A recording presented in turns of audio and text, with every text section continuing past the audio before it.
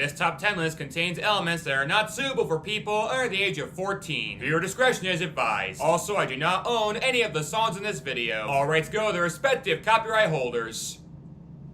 Previously on Ultranatic. This is a list of what I consider the top 10 best hit songs of 2011.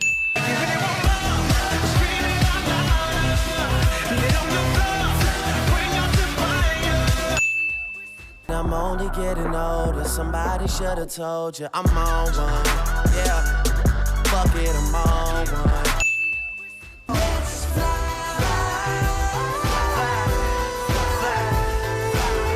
up, here we go, where we stop, nobody knows, no. Something about my cool Nebraska guy, yeah, something about you and I. Don't forget me, I beg, I remember you say sometimes it lasts in love, but sometimes it hurts instead. Got it? Good. Back to the action. We'll be forever young, Number 5. In this segment, I'm gonna be talking about one of the most despised songs of 2011, The Lazy Song by Bruno Mars. Today I don't feel like doing anything. Not because it's here, there was very little chance of that happening, but more in a compare and contrast kind of way. I remember loving this song growing up, and when I saw it in Tom the Shadow's top 10 worst hit songs of 2011, I couldn't even begin to imagine why. Until several years later when I uncovered his review of the song, which did address some noticeable flaws. Turn the TV on, throw my hand in my pants. Ew. Wait a minute. Nobody's gonna tell me I can't. Did you have to have someone tell you not to stick your hand in your pants? Do you just walk around with your hands stuffed down your shorts in public until someone stops you? Yeah, so while I can't say I hate the song, I can't really give it a pass either. Especially when much better songs about the same topic exist, as Todd pointed out in his review. Name me one good song. Just one good song about doing nothing, sitting around, wasting time. Sitting on the dock of the bay, wasting time. Oh shit, that's a good answer. Yeah, that is a good answer. But, I propose an experiment. What if we rephrase that request ever so slightly? Name me one good song. Just one good song about doing nothing, sitting around, wasting time. Oh, that's gonna be a tall order. Did any good songs about doing nothing, sitting around, and wasting time even exist back in 2011?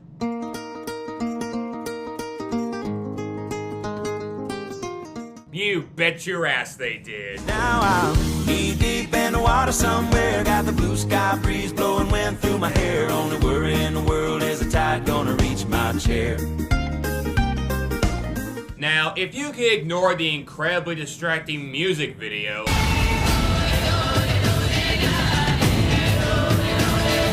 I'd love to focus on one of the most overlooked and underrated country songs of the entire year. Heck, entire decade even. Sunrise, there's a fire in the sky. Never been so happy, never felt so high. And I think I might have found me my own kind of paradise. I mean it. I've heard virtually nothing about this song from any other music critic, either positive or negative. Although yes, I also had no opinion on this song until I began doing research for this list myself. Heck, even as a kid, this wouldn't have appealed to me, whereas the memorable chorus The Lazy Song had won everyone else over in the meantime. Don't feel like picking up my phone, so leave a message at the tone. 'Cause today I swear I'm not doing anything, nothing at all. But now that I'm an adult, I do find a lot of solace in Knee Deep by Zac Brown Band. Unlike Bruno Mars, who just sings about escaping troubles that, for all intents and purposes, are affecting no one else around him, Zac Brown is trying to escape the troubles of a failed relationship. Probably because the turmoil from it left him so drained that he just wants to forget about it in any way. Gonna put the world away for a minute,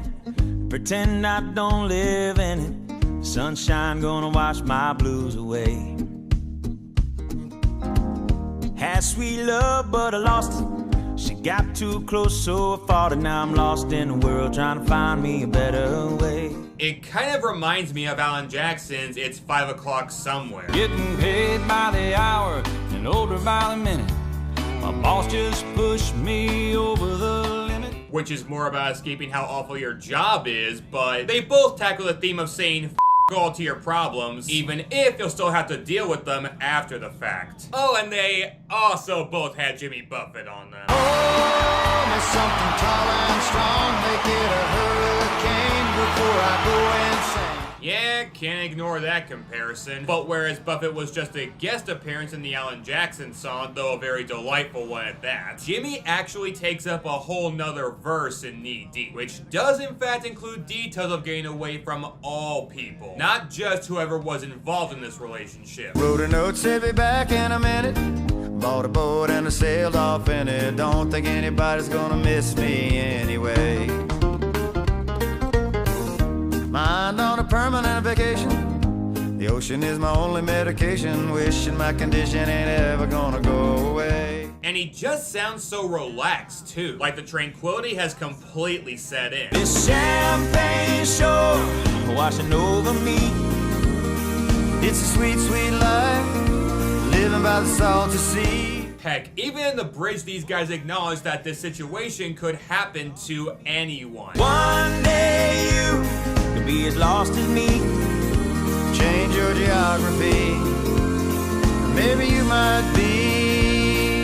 And that's what makes this song amazing. Bruno, I think, is trying to influence people negatively to be the worthless heathen written in that song, but it's almost like a calm invitation by Zach and Jimmy to try the method of relaxation they're talking about. It's like riding a raft in the lazy river of your local water park. It's that feeling of unwinding that you know you've been needing for a while. And it's all backed up by upbeat country production and a splendidly catchy chorus, catchier than the lazy song even. Wishing I was deep in the water somewhere. Got the blue sky breeze and it don't seem fair. Only worry in the world is the tide gonna reach my chair.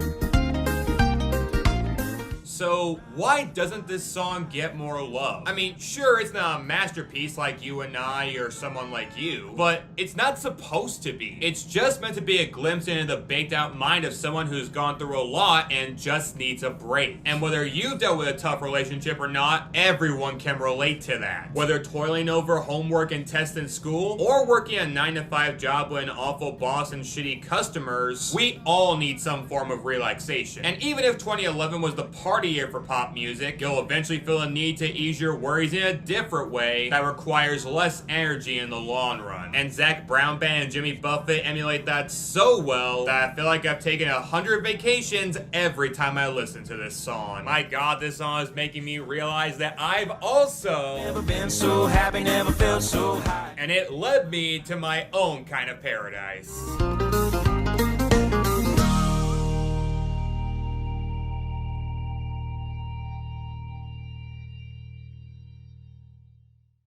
We'll be forever young, young. Number 4. Speaking of reviews by Todd in the Shadows, let's look over this old gem. She dates a lot of different guys. And if I were a famous chick, I'd date tons of guys too. So would you. And she breaks up with them. So? You think she should still be dating John Mayer? I wouldn't wish that on anyone. Well, she writes songs about them. Well, no duh. What is she supposed to write about? Yeah, but she always blames the guy in the song. No, she doesn't. What? Yes, she does. Name one hit breakup song by her where she blames herself for a relationship ending.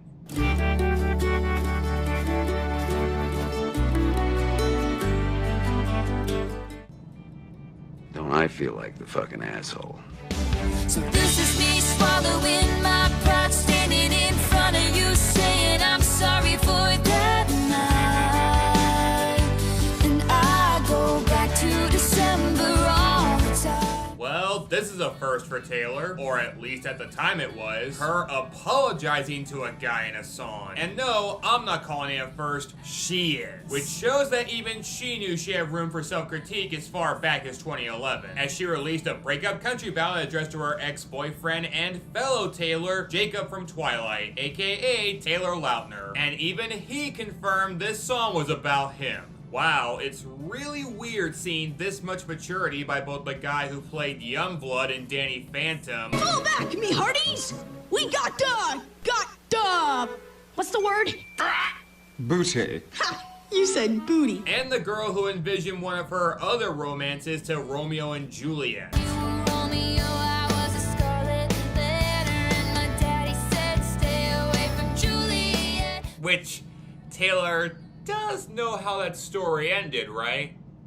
Just saying, I hope she knows what she's referencing there. I go back to December, turn around and make it all right. But I digress. Let's talk about the Taylor Swift song I'm supposed to be talking about, Back to December, which is a rare display of Taylor at her most vulnerable. I'm so glad you made time to see me.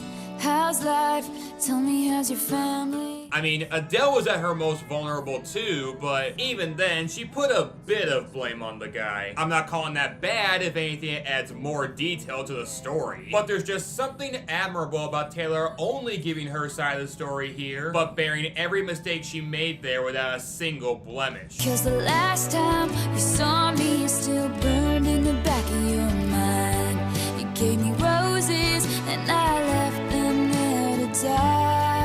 Like, this feels almost out of character for Taylor given some of her other offerings. But also, unlike the female leads in Disney live-action remakes, I think even she knew it had to be honest given what a phenomenal power couple they have been. I mean, I wouldn't know, I didn't follow them, but at the time they were definitely big enough to warrant that distinction. So naturally, this was going to be big no matter what. Again, just like Disney live-action remakes. But whereas those took no good chances whatsoever, Taylor's songwriting is ballsy here. And you can tell by the emotions in her voice how utterly ashamed she is of how this ended. And then the cold came, the dark days when fear crept into my mind. You gave me all your love, and all I gave you was goodbye. And that kind of emotion makes me believe her apology, unlike some people. I'll take every single piece of the blame if you want me to.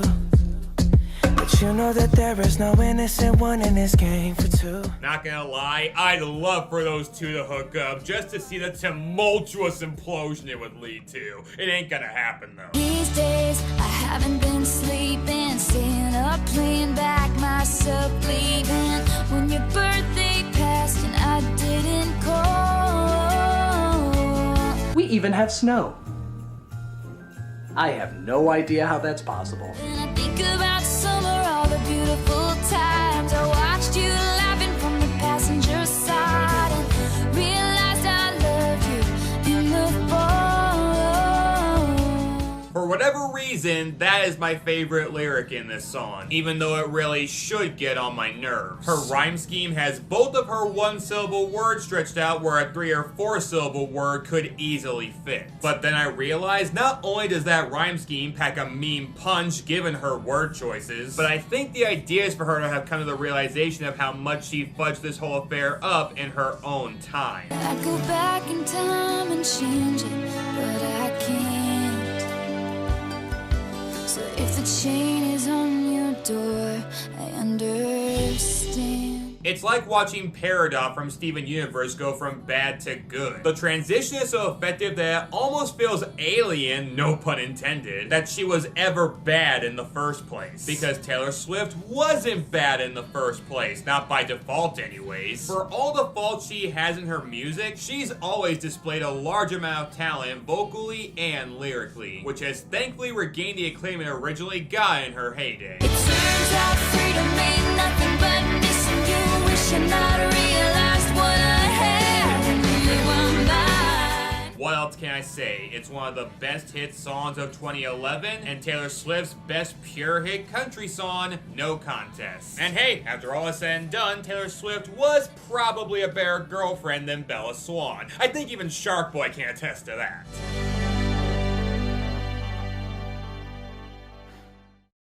We'll be forever young, young. Number 3.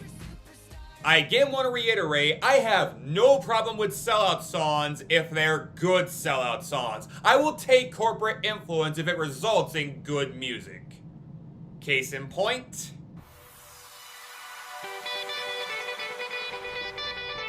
Lay. How are you feeling? You know what? Fine. Never better. Show must go on, right? Kane is in the building. Alright, already the show goes on all night. Till the morning we dream so long. Anybody ever wonder when they would see the sun? Just remember when you come to the show. What's up? I'm not gonna lie, I love this song so much. It was at one point the #1 spot on this list. And the same goes for every song in the top, well, 4 honestly. But the song that was my #1 for the longest period before being taken out was this one. Alright, already the show goes on all night. Till the morning we dream so long. Anybody ever wonder when they would see the sun? Now, the easy conclusion to come to as to why that could be is that I just like this style of song the most, and that is true. But while I can't not like a song that samples Float On by Modest Mouse, and uses a modified Pocket Buzz Cannon progression, Have you ever had the feeling that you was being had? Don't that shit that make you mad? They treat you like a slave. yeah, everyone wasted their jokes for that on Memories. I say that as if they shouldn't have. The production is only as good as the lyrics that accompany it. And if I had to compare this song to one from my worst of lists, it'd be Price Tag. We're paying with love tonight. It's not about the money, money, money. We don't need your money, money, money. Now, ironically, that song feels less like a sellout than this one, but it also feels less genuine than the show goes on. Maybe I think that because in Price Tag, I'm being told by rich people to not care about money. Whereas here, when Lupe tells us about not letting our struggles get the better of us, you can tell he's coming from a place of overcoming those struggles in turn. Probably because he was going through some shit at the time. Yeah, the world is yours. I was once that little boy, terrified of the world. Now I'm on a world tour. He does go into detail about obstacles from his youth, but that's not what I'm talking about. You see, none of the work in this song was by Lupe Fiasco himself. So all these lyrics about ghettos, barbed wire fences, and persevering might have nothing to do with him. Brown grass or green grass, picket fence or barbed wire, never ever put them down. You just lift your arms higher, raise them till your arms tired. Let them know you there, that you struggling, surviving, that you gon' persevere. But he sings and raps it all as if it does mean something to him. So I'm willing to believe some version of what he's singing about happened to him growing up. And he still gets his verbal bashing of the label in there as well. Have you ever had the feeling that you was being had? Don't that shit that make you mad? They treat you like a slave. Just to be clear, the label gave the okay on this single where Lupe is allowed to bash the people in charge of him for making him do stuff he didn't want to do. Fate, it seems, is not without a sense of irony. I just can't help but feel inspired by this song, both for the reasons it wanted and for reasons it couldn't have imagined. It teaches you that what doesn't kill you makes you stronger, and that if those stronger than you let you roast them to the public to the point of it being a top 10 hit, do not pass up on that opportunity. And as an aspiring comedian myself, I can't not give a thumbs up to that sentiment. Thank you, Lupe Fiasco, for releasing the best roast I've ever seen until that letter against white supremacy came out. Seriously, if you haven't read that already, do so, because ouch. Remember when the show goes on.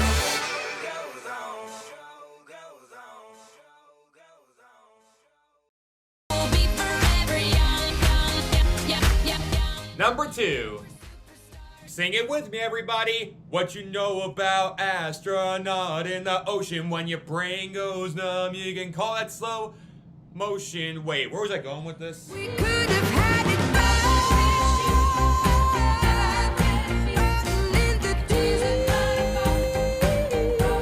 Yep, now it's time for something you've never seen in a best of 2011 video. Someone praising Rolling in the Deep. Heck, it wouldn't even be the first time for me to be praising this song. You've heard it all before, how appropriately angry every speck of this production is, how bombastic Adele's vocals are, and how much she bears her soul within these lyrics. You have a heart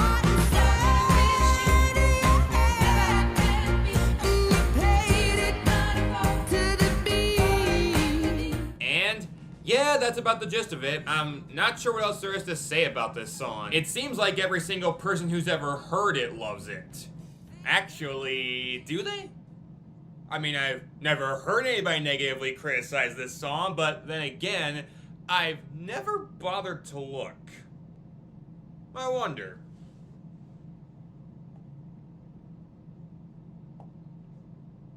Okay, so there is a silent minority of people who don't like Rolling in the Deep by Adele.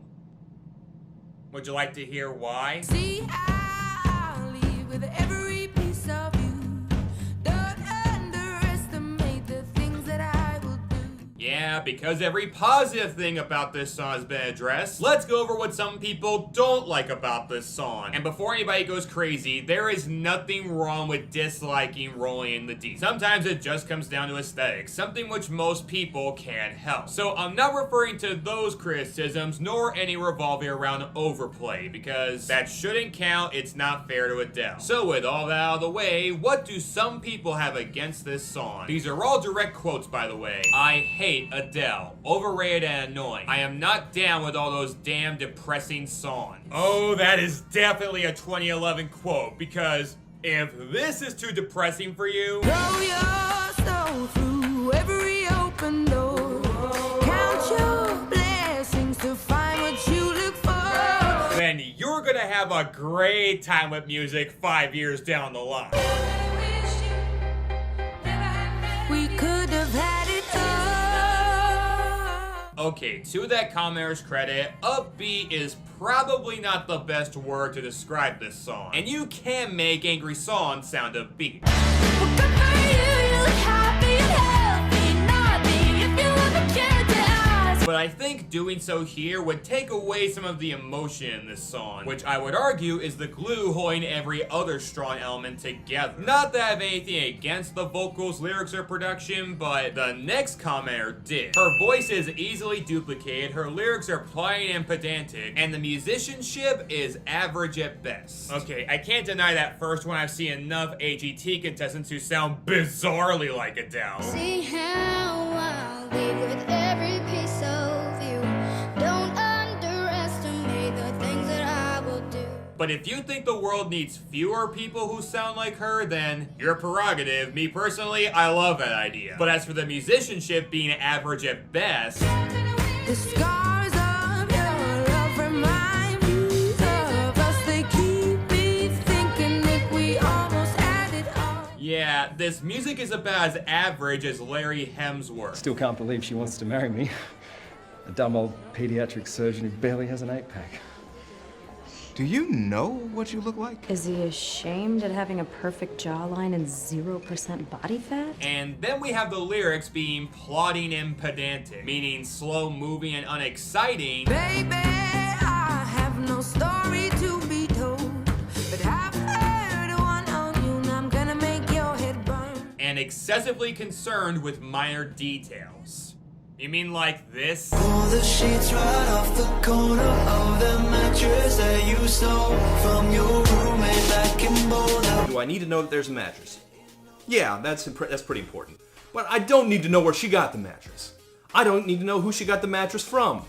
And I certainly don't need to know where the person she got the mattress from is from. Yeah, that would qualify as pedantic, but I'm only now realizing we get virtually no details about Adele's relationship, or even what this guy did to make her so angry. I guess he could have been abusive. The scars of your love remind me of us. They keep me thinking that we almost had it all. But those could just mean emotional scars, so even that's not clear. But not knowing all the details isn't an outright bad thing. I still don't know what the relationship in Need You Now entail, but the delivery of the lyrics were enough to make me overlook that. It wasn't a song about details, but instead emotion, as is Rolling in the Deep. Think of me in the depths of your despair. Make a home down there as mine sure won't be shared. I couldn't give a damn what happened here. All we need to know is Adele is pissed and wants to vent to the world. And her performance is so convincing, she should have earned an Oscar for this song, even though I know that's not how the Academy Awards work. But then we have this final paragraph of criticism by someone who actually did care about the lyrics. Here is the story of a woman whose man slighted her and broke her heart. Instead of saying good riddance to bad rubbish, she decides to destroy him. We could have had it all, she says, but he played her heart to the beat. No, Adele, you couldn't have had it all because you were dating a loser. You projected what you wanted onto him. He was always a loser, and instead of taking the high ground, you are sinking to his level. What in this song gave you the impression the guy was a loser? Turn my sorrow into treasure gold. You pay me back in kind and reap just what you sow. I mean, he is definitely a loser now. After this song came out, he probably went straight to the witness protection program. But you said he was always a loser, and I see nothing in this song that explicitly says that or even implies it. Now, I might have to hypocritically project what I see on this guy here, but by the way Adele sounds, he was domineering and smart, hence playing her. I mean, lover of animation and reality shows here. This is what playing someone looks like. Are you trying to make a secret alliance with me? Bridget, for me, this is so much bigger than a game. Oh. I think we've got enough time for one more accident.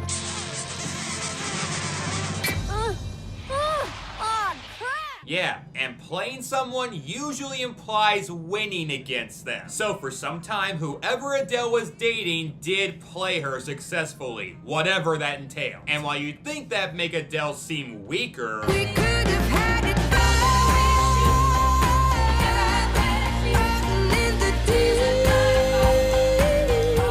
yeah, she found her inner Chester Bennington in this song. Fitting since he'd go on to cover this song later on.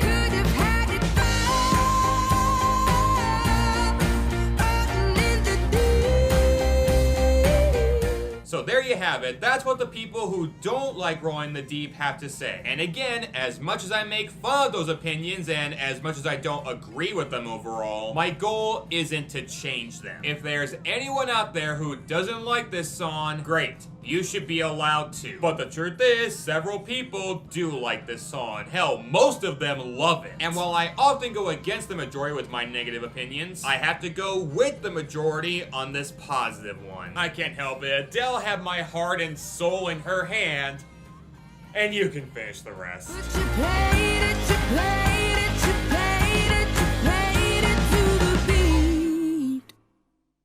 And before we get to number one, let's look at a few very honorable mentions. You make me feel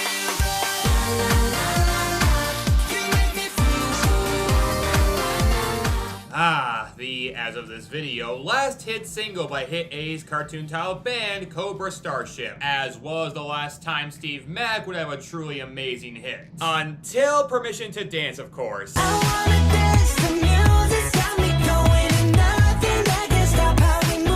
There are people who hate this, pray tell why.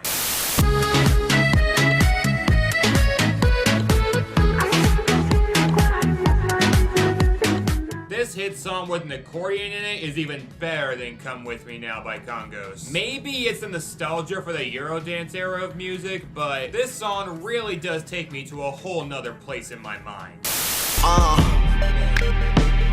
She just started to pop it for a nigga and looked back and told me, baby, it's real. Not much else to say except Lil Wayne had a really good year in 2011. Although I again have to nitpick one lyric. Niggas is jealous, but really I could care less. I'm in Hell's Kitchen with an apron in a headnet. What was that? Hair. You give a chef who has 2 Michelin stars a plate with a piece of hair on it. What was the hair doing in there? I don't know if she went there. Chef, I'm sorry. There's a hair in the Wiener burger. Oh my gosh. God almighty, fucking hair. Whose disgusting, greasy, black hair is that? Just saying. I could have this moment for life. For life. For life. If we're talking Nicki and her pop stance, this is her at her best. And given what her later offerings would be... Let's go to the beach, each, let's go get a wave. They say what they gonna say. Have a drink, clink, found a Bud Light. Bad bitches like me, it's hard to come by. Yeah, I'm gonna appreciate her when she's good, thank you. Last Friday night, yeah, we danced on tabletops, and we took too many shots. Think we kissed, but I forgot. Last Friday night. There were more Glee cast members in this music video than Tonight Tonight, and yet it still resulted in a better song and at least a more interesting video.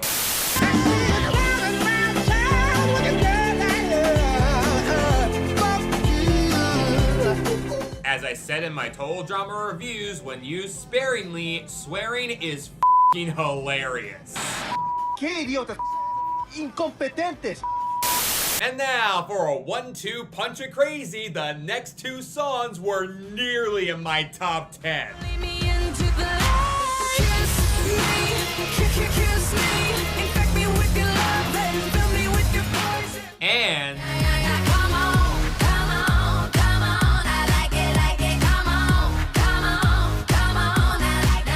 And in case you're wondering, had these two been in the top 10, they'd have been tied. Because it just makes sense. Them being tied, not them making a top 10. I cannot for the life of me explain why I like these songs.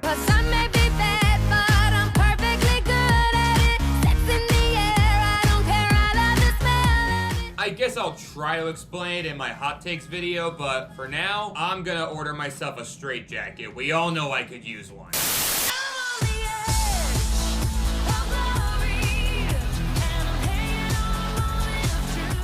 And we've now reached the unofficial number 11 with The Edge of Glory, which has the better 80s inspired music video compared to Last Friday Night and overall better production. Which I'm not just saying because of you know who, I do think it's even better.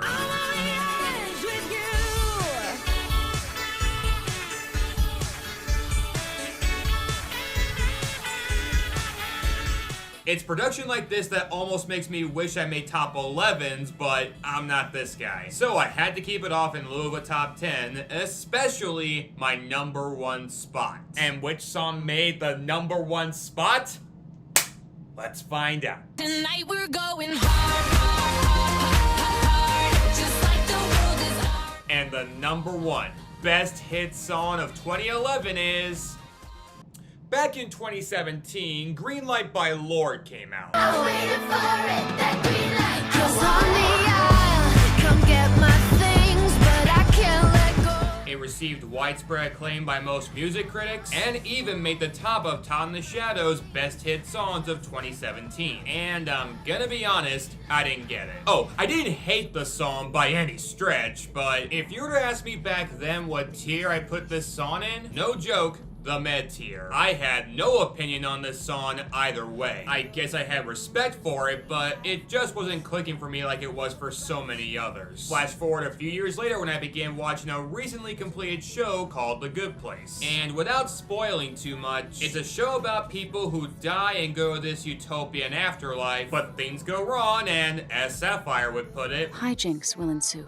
And somewhere in season 2, so much has gone wrong that they decide, screw it, and throw themselves a party where this song plays. And as soon as that happened, everything clicked for me.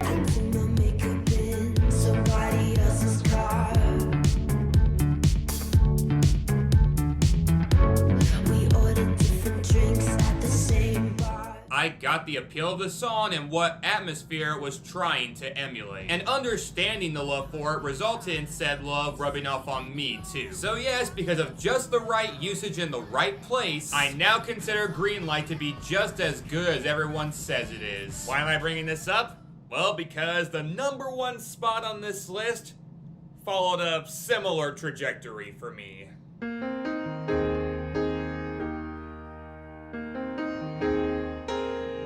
Between this and Knee Deep, 2011 was Zac Brown Band's year to lose. She'd take Colorado if he'd take her with him. Closes the door before the winter lets the cold in. This song also seems almost unanimously praised by music critics, and while I liked it more than Green Light when I first heard it, I couldn't call it one of the best hit songs of the decade like a few others were. I got to appreciate the best country hit of the decade that rose above the chaos in country this decade. He said, I want to see you again, but I'm stuck in colder weather. Yep, Mark Gronin from Spectrum Pulse named Colder Weather the second best hit song of the entire decade, right behind Praying by Kesha. Oh, I'm sorry, did I spoil that list for you? No, I didn't. You knew that was topping it. Just as you probably knew this song was topping this list too. He said, I want to see you again, but I'm stuck in colder weather. Maybe tomorrow will be better. I mean, it wasn't for the longest time, but it did slowly start to wear on me. And in all fairness, it was never a song I didn't see the beauty in. It's about some trucker who can't commit to the girl who loves him, and so he breaks it to her over the phone, which gives the exact reaction you expect from him. She said you're a rambling man, and you ain't ever gonna change.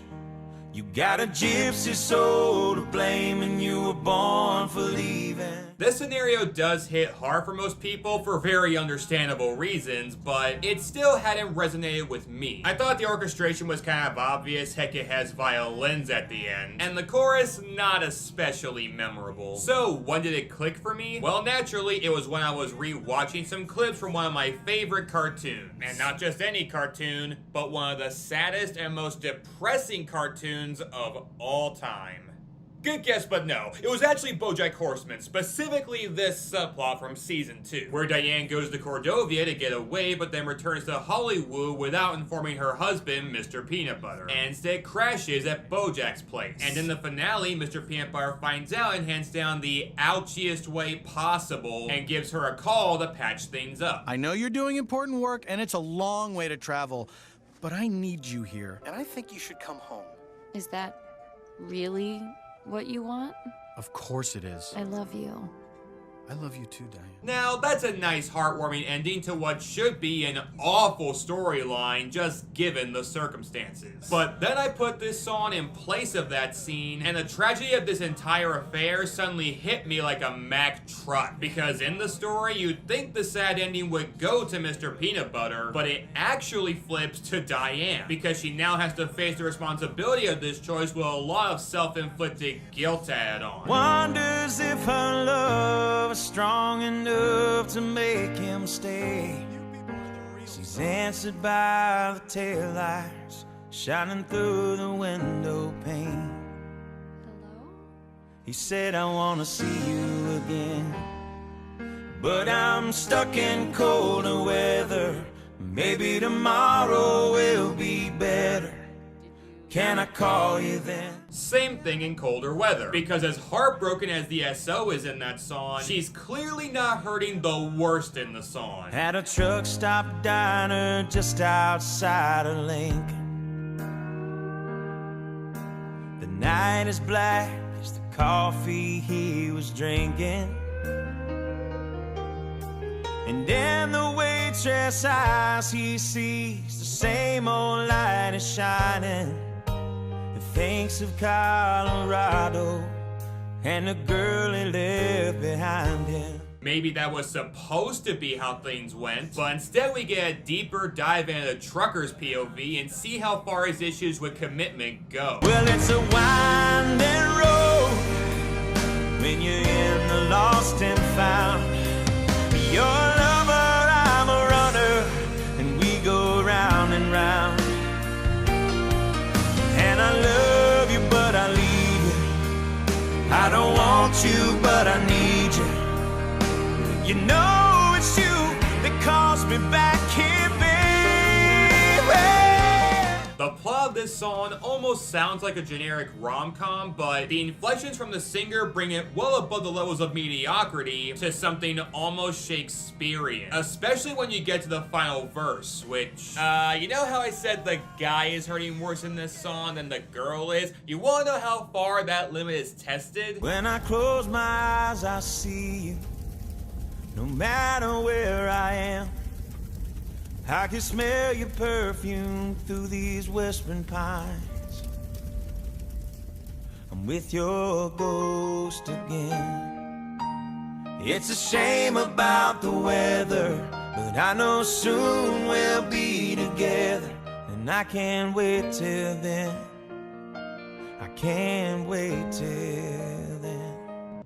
She's dead. The woman he loved but ran away from is dead, and he's never gonna see her again until his time is up too. I'd say the sadness of the song couldn't go any further than that, but did you hear how content he sounded? I'm with your ghost again.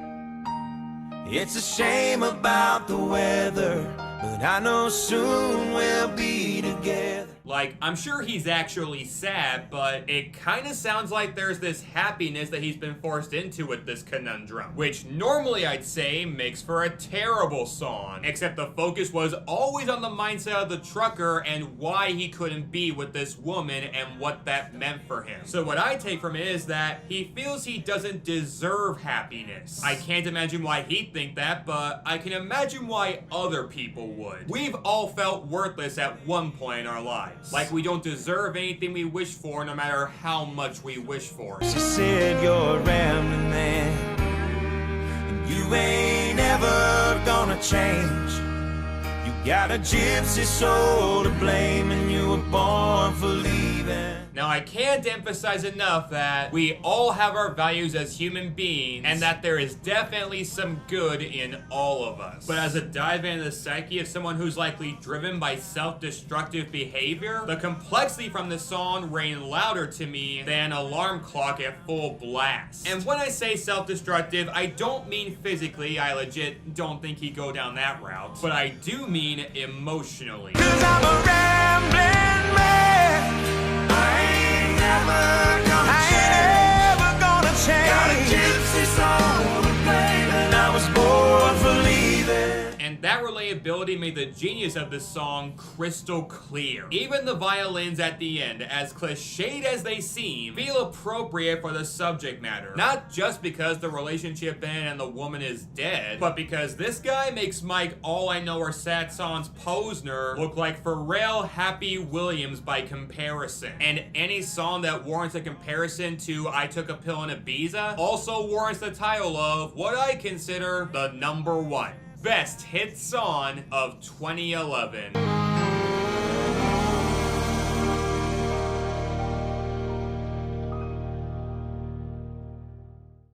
And that was my top 10 best hit songs of 2011. I hope you enjoyed it because I sure did. And I know my next video would normally be my Billboard Hot 100 hot takes, but I gotta keep my Total Drama reviews going, so one of those and then my hot take video. Either way, you're getting music reviewed in some shape and form. Is there any chance the song in the next episode is gonna be as good as the ones here? What's not to love about New York City? The taxis honk out a New York ditty. The crime is high, the pigeons fly. What's not to love about New York? Wow, that's disappointing.